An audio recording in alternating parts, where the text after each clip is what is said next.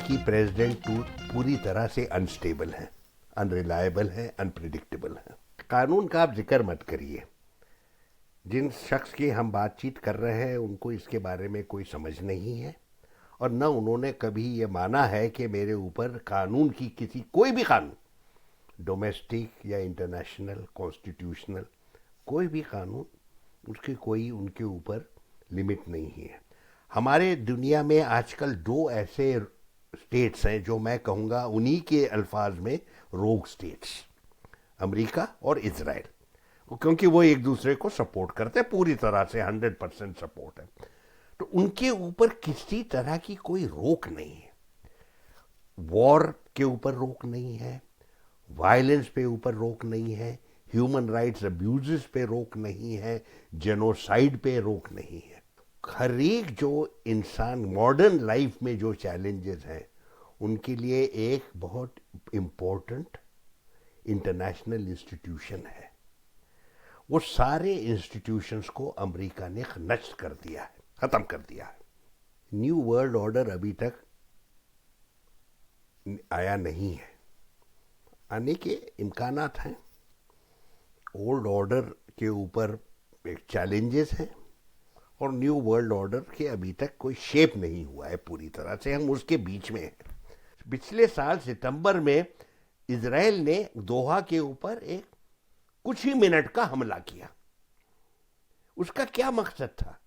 Israel सुना रहा था, ये 6 खलीज के जो देश हैं उनको जाहिर कर रहा था कि आप सेफ नहीं हैं, आपके पास अमेरिकी एफिलिएशन है, आपने अमेरिका को सपोर्ट किया, आप अमेरिका के एलाई हैं, लेकिन इस इलाके में, इस मिडल ईस्ट में एक हेजिमोन है, एक मिलिट्री हेजिमोन है, वो है इजराइल।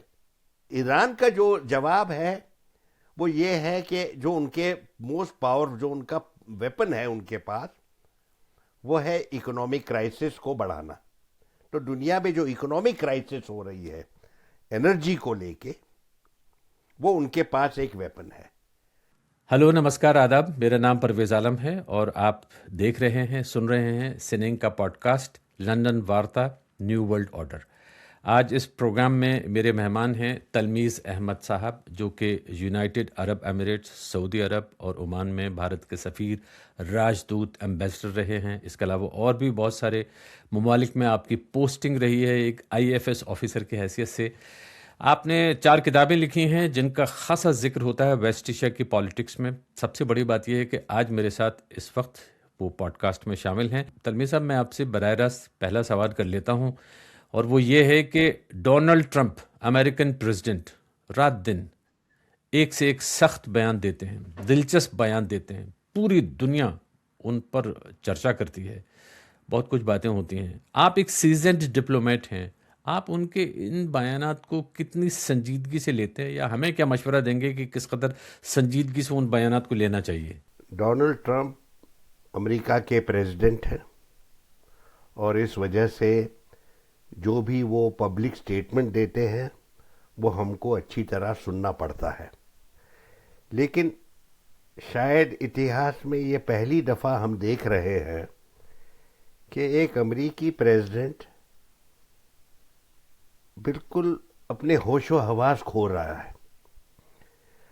एक बहुत ही high level of mental instability जाहिर होती है और हमको ये आश्चर्य है कि ये ऐसा शख्स ऐसे अजीम पोजीशन पे आजकल है, लेकिन उसको हम किसी तरह से चेंज नहीं कर सकते। उनके इर्द गिर्द वो लोग हैं जो मैं अब कहूँगा बिल्कुल जिम्मेदारी के साथ कि मीडियोक्रिटी जाहिर होती है, झलकती है उनसे, और किसी में कोई ऐसी हिम्मत नहीं है कि वो पब्लिकली कुछ कहे जो उनके प्रेसिडेंट को खफा कर सकता। और दूसरी बात यह है कि उनकी कोई ऐसी हैसियत नहीं है कि वो किसी तरह अपने प्रेसिडेंट को सलाह मशवरा दे कि किसी तरह की मॉडरेशन, کسی طرح کی تہذیب، کسی طرح کی ایک سمجھ، جو یہ بالکل آج کل ہم دیکھ رہے ہیں وار اینڈ پیس کے ایشوز ہیں. مجھے نہیں لگتا کہ امریکی پریزیڈنٹ کو کچھ کسی برائے نام سمجھ ہے ایسے ایشوز کے بارے میں. نہ وہ اتہاس جانتے ہیں، نہ وہ سیاست جانتے ہیں. وہ اس کو صرف ایک ہی چیز میں انٹرسٹ ہے، اپنی خود کی شخصیت. انگریزی میں ہم کہتے ہیں ان کو میگلومینیا. میگلومینیا ایک کوئی پازیٹیو کیریکٹرسٹک نہیں ہے. وہ یہ ہے کہ ایک شخص جو اپنے ہی بارے میں ہر وقت سوچتا ہے اور اس کو کسی طرح کا کوئی انٹرسٹ نہیں ہے کسی اور واقعہ، کسی اور چیز میں. وہ یہ ہے. اب ہم دیکھ رہے ہیں پچھلے ایک مہینے سے کہ اس طرح کے بیانات جو وائٹ ہاؤس سے آ رہے ہیں روزانہ، اس طرح کے بیانات ہم نے کبھی نہیں سنے. اور ہم کو گھبراہٹ ہوتی ہے کہ یہ شخص ہے جس کی مانسک حالت کے بارے میں ہم کو شبہ ہے، وہ اتنا پاور ہے اس کے ہاتھ میں. نیو یارک ٹائمز نے ان کے ساتھ انٹرویو کیا تو ان سے پوچھا کہ آپ کے پاس کوئی ریسٹرینٹ ہے؟ ہر ایک انسان جو اپنے آپ کو سویلائزڈ کہتا ہے اس کے اوپر کسی طرح کی ریسٹرینٹ ہوتی ہے. ایک سوسائٹی کی ریسٹرینٹ ہوتی ہے، مورالٹی کی ریسٹرینٹ ہوتی ہے، ہسٹری اور پولیٹکس کی ریسٹرینٹ ہوتی ہے. سمجھ میں آتا ہے کہ بھائی یہاں تک مجھے جانا چاہیے، یہاں مجھے نہیں جانا چاہیے. اور ان کا جواب بالکل صحیح تھا اپنے ٹائم سے کہ میرے اوپر کسی طرح کی کوئی ریسٹرینٹ نہیں ہے ایکسپٹ مائی مورالٹی. اور یہ لوگوں کو پریشانی یہ ہوتی ہے، اور وہاں کے جو نیو یارک ٹائمز کے جرنلسٹ ہیں ان کو تو ضرور پریشانی ہوئی ہوگی کہ کبھی تک ڈونلڈ ٹرمپ نے کبھی ہم کو یہ نہیں ہمارے سامنے کبھی ظاہر کیا کہ ان کی کیا مورالٹی ہے، کس چیز پہ مورالٹی ہے، کیا ان کے مورل ویلیوز ہیں. ابھی تک ہم نے کبھی نہیں دیکھا. میں سمجھتا ہوں آپ کی بات. دوسری بات میں یہ سمجھنا چاہتا ہوں کہ ان کی باتیں اور ان کی دھمکیاں جو ہیں وہ پوری دنیا پر اثر انداز ہوتی ہیں. مطلب یہ ہے کہ پوری دنیا دیکھتے دیکھتے بدل گئی جب سے ایران پر اسرائیل اور امریکہ کے حملے شروع ہوئے ہیں. اور وہ کوہرام ہے جو شاید پچھلے 30-35 سال میں دیکھنے کو نہیں ملا دنیا میں. یعنی مطلب اکانومی کہاں سے کہاں پہنچ گئی. غریب ملکوں کا تو اور بہت زیادہ برا حال ہے. جو مالدار ملک ہیں وہ بھی بہت پریشان ہیں. بات یہ ہے کہ ان کی بات کو ہم سنجیدگی سے لیں یا نہ لیں، لیکن دنیا پر ان کی باتوں کا اثر پڑتا ہے. اب انہوں نے جو بہت سخت دھمکیاں دی ہیں ایران کو، نیوکلیر پاور اسٹیشنز ہیں ایران میں، یعنی کہ جہاں سے بجلی بنتی ہے. اس کے علاوہ جو پانی صاف کرنے کی جگہ ہوتی ہیں، کھاری پانی، سمندر کا پانی ہوتا ہے جس کو پینے کے لائق بنا جاتا ہے، ڈی سیلینیشن پلانٹس کہلاتے ہیں. اور وہ شہرگ ہوتے ہیں. کسی بھی شہر کو، ملک کو دوڑانے میں لوگوں تک پانی پہنچتا ہے ان سے. ان سب کو ملیا میٹ کرنے کے لیے انہوں نے باقاعدگی سے دھمکی دی ہے. ایک بار نہیں، کئی بار دھمکی دی ہے. اور ایسا نہیں ہے. مثال کے طور پہ جو بو شہر ہے جہاں پہ کہ ایک بہت بڑا نیوکلیر پاور پلانٹ ہے جہاں سے بجلی سپلائی ہوتی ہے ایران میں، اس پر آس پاس میں حملے بھی ہوئے ہیں اور حملے ہونے کی آشنکا ہے، خدشہ ہے، خطرہ ہے.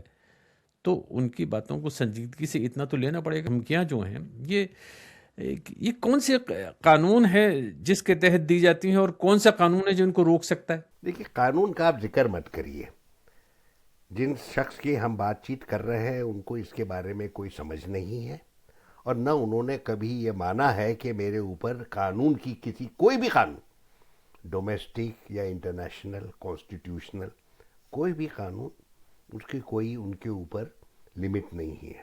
آپ امریکی اخبار پڑھ رہے ہیں، نیو یارک ٹائمز اور واشنگٹن پوسٹ میں آیا ہے کہ جو بھی ان کے بیانات ہیں کہ میں یہ کروں گا، میں برج توڑوں گا، اور میں پاور پلانٹ توڑوں گا، اور میں لوگوں کو ختم کر دوں گا، اور یہ کروں گا اور وہ کروں گا، یہ سب انٹرنیشنل لا کے خلاف ہیں. اور اگر انٹرنیشنل لا پوری طرح سے اس کا ہم نے امپلیمنٹیشن کیا تو یہ وار کرائمز کے تحت آ جائیں گے. لیکن ان کو اس چیز میں کوئی انٹرسٹ نہیں ہے. مجھے جو سمجھ میں آ رہی ہے بات وہ یہ ہے کہ یہ انسان ایک ڈیسپریٹ لیول پہ پہنچ رہا ہے کہ جو اس کو کس طرح یہ اس میں پھانسا گیا.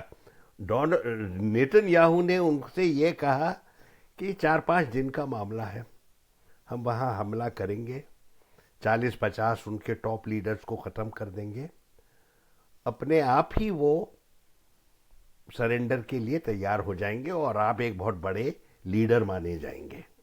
یہ ان کو بتایا گیا, اور وہ چاہتے ہیں کہ میں ورلڈ سٹیج پہ ڈرامے بازی کروں, لیڈرشپ دکھاؤں, میں جولیس سیزر ہوں, میں اگسٹس سیزر ہوں, میں جنرل میکارتھر ہوں. یہ وہ چاہتے ہیں. لیکن اب وہ 5 ہفتے ہو گئے, نہ کوئی ڈرامے بازی ہو رہی ہے, نہ کوئی اعلان آ رہا ہے کہ یہ کتنا بڑھیا جنرل ہے, یہ کتنا بڑھیا اسٹیٹسمن ہے. تو ان کی جو ڈیسپریشن لیول ہے وہ بڑھتا جا رہا ہے, اور اس کا ظاہر ہے کہ ان کے جو مانسک حالت ہے, جو دماغی حالت ہے, اس کے اوپر اثر ضرور ہو رہا ہے. یہ گھبراہٹ کی بات ہے. جس طرح سے انہوں نے کل میسج دیے, انہوں نے اس طرح کی گالی گلوچ کی جو آپ اور میں کبھی نہیں استعمال کریں گے, پبلک میں بھی اور پرائیویٹ میں بھی نہیں کریں گے. یہ امریکی پریزیڈنٹ اپنے پبلک سٹیٹمنٹس میں کرتے ہیں. مجھے کبھی کبھی لگتا ہے کہ یہ آدمی ایک کولیپس ہو جائے گا, کیونکہ اتنا سٹرین ہے اس کے اوپر. گالی دینا, میں نے کیا کیا تمہارے اوپر میں نے حملے کیے, کیا میں نے توڑ پھوڑ کی, کیا میں نے تم کو ہر ایک چیز جو تمہارے لیے قیمتی ہے اس کے اوپر میں نے حملہ کیا. تو ایک یہ پاگل پن آ رہا ہے, ایک ڈیسپریشن ہے. اب وہ جو ہیں جس ایج پہ وہ پہنچے ہیں کہ میں تم کو پوری طرح سے ختم کر دوں گا. اس میں پاور پلانٹ ہیں, یہ پلانٹ ہیں, وہ پلانٹ ہیں, ختم. یہ اس کے بعد آپ کیا کہیں گے؟ یہ تو آپ پہلے بھی کہہ چکے ہیں, یہ کوئی پہلی دفعہ کل کا اعلان پہلا کا اعلان نہیں ہے. مجھے تو اگر گنتی کریں 3 یا 4 دفعہ یہ کہہ چکے ہیں کہ میں تم کو پوری طرح سے ختم کر دوں گا. I will send you to the old stone age where you belong. تو ایک ایرانی لیڈی نے جواب دیا الجزیرہ پہ کہ جب ہم اولڈ اسٹون ایج میں تھے, ہم ایرانی, ہم پرشین, پھر بھی ہم آپ سے ایڈوانس تھے, ہم آپ سے آگے تھے تہذیب میں, سویلائزیشن میں. کبھی آپ نہیں دیکھیں گے کوئی ایرانین لیڈر یا کوئی ایرانین آرڈینری سٹیزن اس طرح بدتمیزی کی بات کرے گا جو امریکی پریزیڈنٹ ہم کو سنا رہے ہیں. یہ ساری باتیں ہم دیکھ رہے ہیں, سن رہے ہیں, مگر باقی جو دنیا ہے, ٹھیک ہے, وہ جو بھی ان کے دل میں آ رہا ہے, زبان پہ آتا ہے, ڈونلڈ ٹرمپ کہہ دیتے ہیں, لیکن دنیا تو خاموش ہے. انٹرنیشنل ایٹامک انرجی ایجنسی, جس کا کام ہے کہ وہ دنیا بھر میں واچ ڈاگ کی حیثیت سے کام کرتی ہے, جہاں ایٹامک پلانٹس ہیں, نیوکلیئر انرجی ہے, مانیٹر کرتی ہے. اس کے جو چیف ہیں, انہوں نے بھی یہ بات کہی ہے, اسرائیل سے کہی ہے, براہ راست امریکہ سے کہی ہے کہ یہ جو آپ نیوکلیئر پلانٹس پر اٹیک کرنے کی بات کر رہے ہیں یہ غلط ہے, ریڈیو ایکٹیو مٹیریل نکل سکتا ہے. اور نہ صرف یہ کہ ایران میں لوگوں کو خطرہ ہوگا, بلکہ دلچسپ بات یہ ہے کہ تہران کے سے تو خاصا دور ہے یہ بو شہر, لیکن جو یونائٹڈ عرب امریٹس ہیں, جو جی سی سی ہے, ان کے زیادہ نزدیک ہے نیوکلیئر پلانٹ, تو وہاں پہ بھی لوگوں کو خطرہ ہوگا. تو میں سمجھنا چاہتا ہوں کہ ان باتوں کا کوئی اثر نہیں ہے امریکہ پر یا اسرائیل پر, جیسے انٹرنیشنل ایٹامک انرجی ایجنسی نے کہا, اس کو بھی چھوڑ دیجیے. جو جی سی سی کنٹریز, جہاں کہ میں سمجھتا ہوں کہ بہت ہی سیزنڈ ڈپلومیٹ رہے ہیں, ایک لمبا وقت آپ نے گزارا ہے, ان کو تو فکر ہونی چاہیے کہ یہ باتیں ان کے بہاف پہ کی جا رہی ہیں. یعنی کہ امریکہ اسرائیل جو ہیں لڑائی, ایک پرسیپشن یہ ہے, پرسیپشن کیا کسی حد تک حقیقت ہے, کہ یہ لڑائی جی سی سی کنٹریز, گلف کنٹریز کے ایما پر, ان کے بہاف پر لڑی جا رہی ہے ایران کے خلاف. تو وہاں پہ کوئی اس پہ فکر نہیں ہے, کنسرن نہیں ہے. آپ کے پروگرام کا نام ہے new world order. New world order ابھی تک آیا نہیں ہے, آنے کے امکانات ہیں. اولڈ آرڈر کے اوپر ایک چیلنجز ہیں اور نیو ورلڈ آرڈر کے ابھی تک کوئی شیپ نہیں ہوا ہے پوری طرح سے، ہم اس کے بیچ میں ہیں. تو ایسا موقع ایک بہت کنفیوزنگ، کانفلکچوئل، کانفرنٹیشنل ہوتا ہے. پرانا آرڈر جانے کو تیار نہیں ہے اور نیا آرڈر پوری طرح سے اس کا شیپ نہیں ہوا، ہم اس کے بیچ میں ہیں. اور ایک دوسری بات جو ہے وہ ہے امریکی پریزیڈنٹ پوری طرح سے انسٹیبل ہیں، انریلائبل ہیں، انپریڈکٹیبل ہیں. میں نے کئی دفعہ یاد کیا ہے کہ یہ اتہاس میں ایسا موقع کب آیا تھا، اور مجھے یاد آتا ہے کہ جب رومن امپائر کہ جو مونارکی، جب ان کے ایمپررز گرتے جا رہے تھے، ان کی کوالٹی نیچے ہوتی جا رہی تھی، تو اس ٹائم دو ایمپرر تھے، کالیگولا اور نیرو. ان کی جو رین تھی اس کو مانا جاتا ہے، وہ دونوں بالکل لونیٹک مانے جاتے ہیں، اور وہ ان کی جو رین تھی اسے کہتے ہیں کہ جو پہلا دور تھا رومن امپائر کا اس سے وہ ختم ہوا، کیونکہ بالکل لو لیول کے لونیٹک لیڈر آتے ہیں. ایسا بہت کم دیکھیں گے اتہاس میں، لیکن وہ ہے ایک ہسٹوریکل پریسیڈنٹ. اب آپ بات کر رہے ہیں بڑے بڑے انسٹیٹیوشنز کا، آپ ذکر کرتے ہیں. جب یہ ہمارا جو ایج ہے، it is the age of non reason, irrationality. ہم جب اتہاس کی اسٹڈی کرتے ہیں تو ایک ہے، جب ول ڈورانٹ کی کتاب تھی the age of reason begins, یعنی کہ جو ریلیجس معاملے تھے، سپرسٹیشس معاملے تھے، وہ ہم نے پیچھے چھوڑے اور ہم آگے نکلے اپنے دماغی جو ہماری کیپیبلٹیز ہیں اس کو استعمال کرنے. ایسٹرونومی میں ہوا، جیوگرافی کے ساتھ ہوا، سائنس کا انویسٹیگیشن شروع ہوا، اس کو کہتے ہیں ماڈرن ایج شروع ہوئی.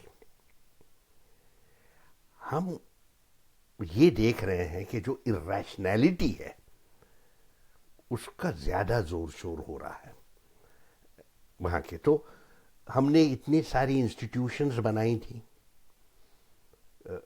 پیس اینڈ اسٹیبلٹی کے لیے سیکیورٹی کاؤنسل بنائی، اکنامک ایڈوانسمنٹ کے لیے IMF اور ورلڈ بینک بنائے، ایٹامک انرجی کو کنٹرول کے لیے IAEA بنایا، ہم نے کلائمیٹ چینج کے لیے اتنی سارے کانفرنسز کیے.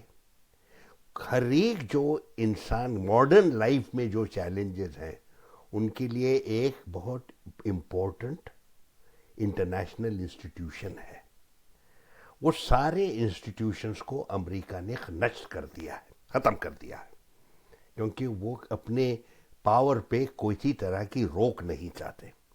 کیوں انٹرنیشنل آرگنائزیشنز کیوں آتی ہیں؟ وہ آتی ہیں کہ سارے دنیا کے سارے لوگ بیٹھیں ایک ساتھ، آپس میں بات چیت کریں، ایک دوسرے کو سنیں، اور اس کے بیسس پہ کنسینشول اپروچ کے بارے میں وہ طے کر لیں کہ ہم کہاں جائیں گے. امریکہ یہ سب کچھ نہیں جانتا. ہمارے دنیا میں آج کل دو ایسے اسٹیٹس ہیں جو میں کہوں گا انہی کے الفاظ میں روگ اسٹیٹس، امریکہ اور اسرائیل، کیونکہ وہ ایک دوسرے کو سپورٹ کرتے ہیں پوری طرح سے، 100% سپورٹ ہے. تو ان کے اوپر کسی طرح کی کوئی روک نہیں ہے. وار کے اوپر روک نہیں ہے، وائلنس پہ اوپر روک نہیں ہے، ہیومن رائٹس ابیوزز پہ روک نہیں ہے، جینوسائیڈ پہ روک نہیں ہے. اب آپ IAEA والے کچھ بھی بکتے رہے، کئی سال انہوں نے کہا کہ وہاں کوئی نیوکلیئر پروگرام نہیں ہے. CIA نے کہا کہ 25 سال سے کوئی ایران میں نیوکلیئر پروگرام نہیں ہے. اور یہ سب جو پچھلے سال آپ نے کہا، ڈونلڈ ٹرمپ خود نے ہم کو سنایا کہ وہ جو بھی تھا ان کے پاس فیسلٹیز وہ میں نے انائلیٹ کر دی. 8 مہینے بعد آپ پھر وہاں کھڑے ہو گئے. تو یہ ایج آف ریزن. اب آپ نے بات اٹھائی GCC اسٹیٹس کی. BCC اسٹیٹس ایک بہت ہی ڈیفیکلٹ دور ہے ان کے لیے، کیونکہ وہ جب بنائے گئے تھے، جب انگریزوں نے ان کو ایک شیپ دیا اور لیگل سٹیٹس دیا، ان کے بارڈرز بنائے، ان کو گورننس کے سارے انتظامات کیے.